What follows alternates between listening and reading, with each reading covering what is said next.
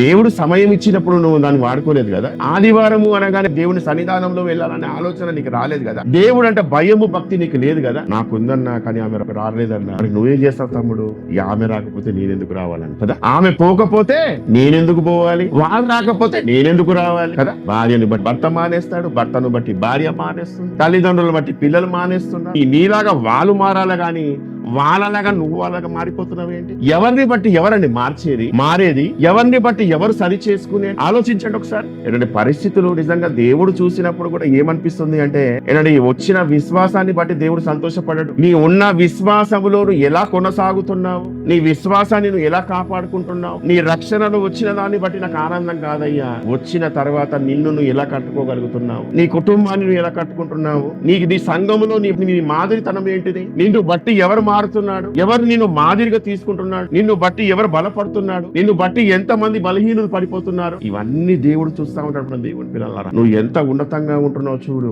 ఆ మాటను బట్టి దేవుడు సంతోషపడతాడు. దేవుని పిల్లల యోబు గారు కూడా తన అనుభవాన్ని బట్టి రాస్తూ చెబుతున్న మాట ఏంటంటే, పరిశుద్ధాత్మ ప్రేరణ చేత నరుడు దేవుని దృష్టికి నీతిమంతుడు ఎట్లు కాగలడు. ఎందుకంటే పరిస్థితులు అలా లేదు, నాకు అనిపించట్లేదే, అనుకున్నట్టుగా అనిపించట్లేదే. చూడండి, ఇలాంటి పరిస్థితులు ఉన్నాయి చూడండి కళ్ళ ముందు. ఎలా కాగలడు? స్త్రీకు పుట్టినవాడు ఆయన దృష్టికి ఎట్లు శుద్ధులు కాగలడు. నిజమే కదా. ఏంటండి ఒక్కసారి ఏంటండి దేన్ని బట్టి మనము రక్షణలోకి వచ్చి ఉన్నాం చూడండి.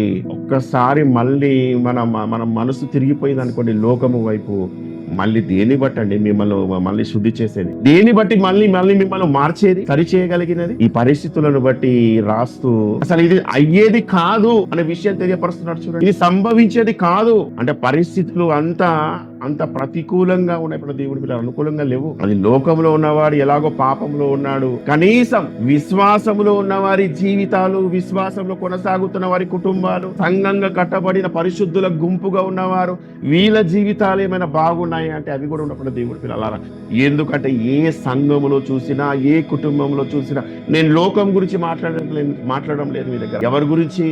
రక్షణ పొందుకొని రక్షణ ద్వారా బాప్తిజము ద్వారా పరిశుద్ధులుగా అయిన వారి విషయం మాట్లాడుతున్నాను. అలాంటి కుటుంబాల గురించి, అలాగా సంఘంలో చేరబడిన వారిలో గురించి మీరు ఆలోచించండి. ప్రతి సంఘంలో ఏదో ఒక సమస్యతో సతమతమాడుతున్న దేవుడి పిల్లల. ఈ సంఘము ఆ సంఘం అని కాదు కూడా దేవుడి పిల్లల. ప్రతి కుటుంబంలో ఏదో ఒకటి కూడా దేవుడి పిల్లలారా వాళ్ళు పీడిస్తున్న దేవుడి పిల్లలు. వారి జీవితాలు ఎలా మారిపోయాయి అంటే, పరిశుద్ధులుగా మారిన తర్వాత మళ్ళీ లోకము వైపు వెళ్లిపోయే దౌర్భాగ్యమైన స్థితిలో వారి జీవితాలు వెళ్ళిపోతున్నాయి. అందుకే దేవుడు ఒక నరుణ్ణి ఒక మనిషిగా కాదు కానీ ఒక పురుగుతో పోల్చి చూపించే ప్రయత్నం మన కళ్ళ ముందు చేసి పెడుతున్నా. ఒకసారి ఆలోచించండి.